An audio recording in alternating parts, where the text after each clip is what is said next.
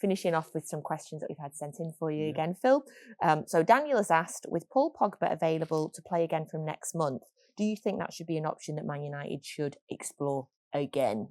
No, I don't think it's one that they will look to explore. I think they'll probably see that they've done that once and brought him back from Juventus. Probably didn't work as well as what they would have thought and would have liked. So I can't see that one happening now.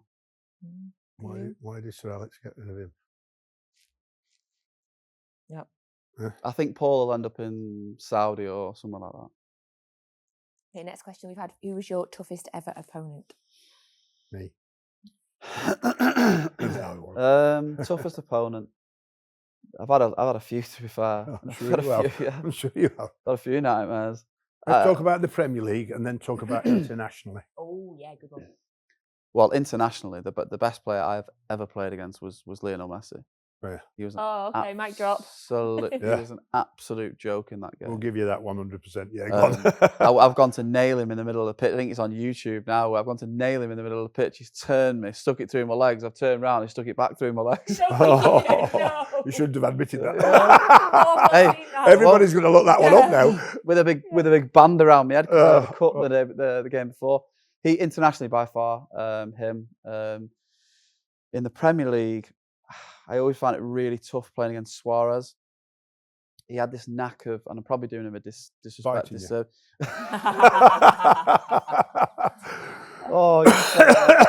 had this knack of like playing a 1-2 off your shins and somehow wriggling out with the ball. The ricochet. Drive me insane. But he was clever with his movement. He wasn't absolutely lightning quick, but the short, sharp burst he used to have was really good. And I used to struggle playing against Suarez. Yeah. Okay, I think we could all accept those two names. Absolutely. 100%.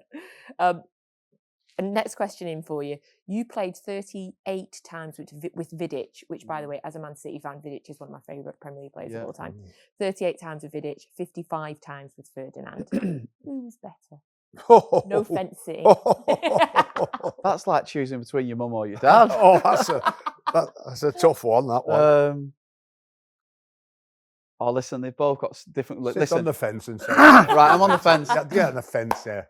Nemanja Vidic was is the best header of the ball I've ever played with. It doesn't matter what size of centre, because he wasn't like the biggest, by the way, but unbelievable timing of a header was incredible. He was an animal on the pitch. Defensively, rock solid. So was he defensively slightly better than Rio? But I'd probably... Rio was probably more all-round. Yeah. I mean, Rio was more all-round. Like, really with the ball at his feet, Rio would...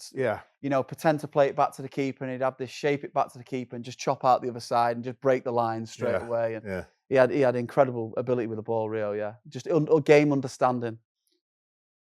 So he's sitting on the fence. Yeah, sitting right on the fence. I ain't moving from that fence. Not with that one. Splinters and all. Up his bum.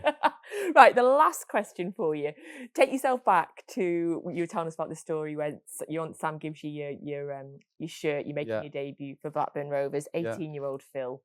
What would you go back if you could now? One piece of advice you could say to that Phil in that moment. Good question. Probably not to take things for granted. Playing every week, you don't take it for granted. Like, the problems I had with my knee. Not to, I always say in football that when you win, you get probably 24 hours to, whether it's a defeat or a win, you get 24 hours. Enjoy it or suffer, and then move on. You can't dwell on football. Football waits for nobody. And it's soon the next game.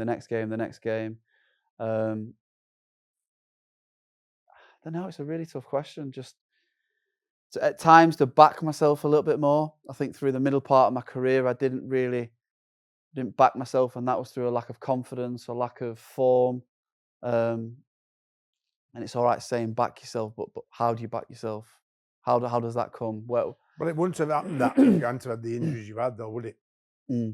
Because you would have got more experience, more confident, more.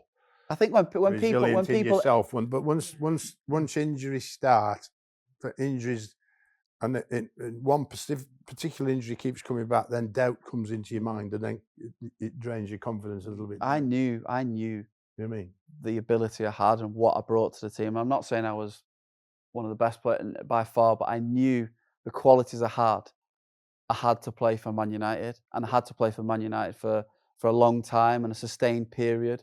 And I just at times wasn't able to give that because of obviously what I had, and that was the most disappointing thing for me. But yeah, I like that though. Back yourself and don't take it for granted. Yeah, that's advice we could It's over in a flash. It is. It's a real. And people say it to me when you're 18 years old, and I'm sat here now saying to younger players, it's a short career. Make the most of it. Yeah. My 7-year-old son said to me the other day, "The days are long, but the years are short, Mummy."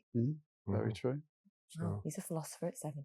$1 million question is, if the right club, and the right opportunity came about. The answer is yes.